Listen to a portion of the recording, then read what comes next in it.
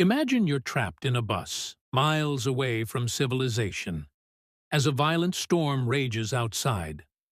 The trees are wild, the wind howling, and every flash of lightning makes your heart race. You can't escape, and the air inside the bus is thick with dread. The darkened skies and relentless rain make it impossible to see where you're headed.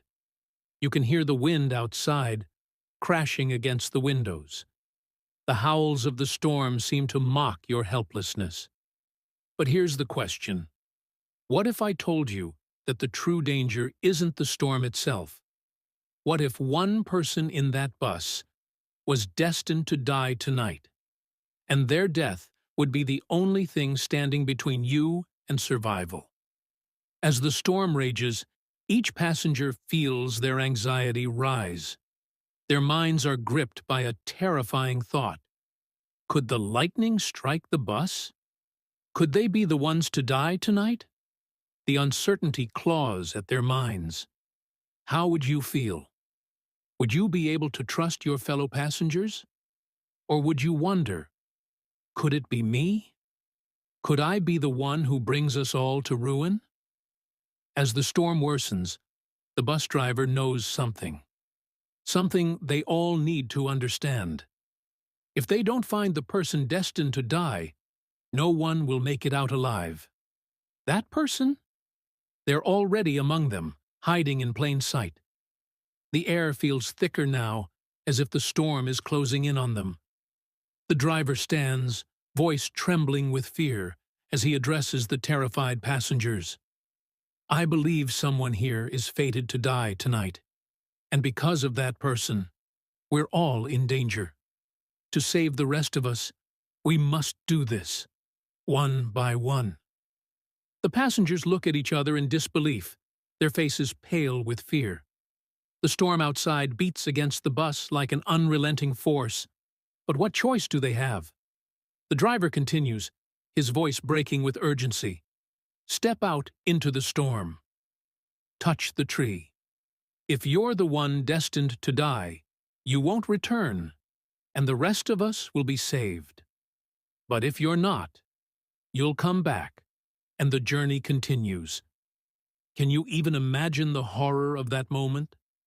Stepping out into the storm, knowing that with every lightning strike, you might never come back. Each second feels like an eternity as your life hangs in the balance. What would you do in that moment? Would you go, hoping it's not you? Or would you fight for your life, refusing to give in to fate? One by one, the passengers go, touch the tree, and return safely. Relief fills the bus with each passing moment. But as each person returns unharmed, the tension in the bus builds. Everyone knows it's almost time for the last person to face the storm. And now, eyes are on him. What would you do if everyone in that bus was blaming you? If you were the one who could be the reason they wouldn't make it? Would you stand your ground or give in to the growing fear? With one final shove, the driver urges him, go, touch the tree. Prove you're not the one who's going to kill us all. The desperation in his voice leaves no room for hesitation. The last passenger steps into the storm, feeling every raindrop like a hammer on his soul. The fear is suffocating. Every step he takes feels like he's walking toward his own end. Could it be him? Is he the one destined to die tonight? The uncertainty is crushing. He can feel the storm closing in on him, a relentless force pushing him forward. With each step, he wonders, am I the one who will never return? The thunder cracks above him, and his heart races in time with each strike of lightning. He reaches the tree. His hands tremble as he touches it, praying that nothing happens. The seconds feel like hours as he stands there, waiting for fate to reveal itself. But as he turns to head back, nothing happens. For a moment, he dares to believe it's over. But just as he turns, the storm seems to come alive. A deafening roar of thunder shakes the heavens, and a blinding flash of lightning strikes the bus. In an instant, the bus is engulfed in flames, the violent blast throwing him back, knocking him to the ground.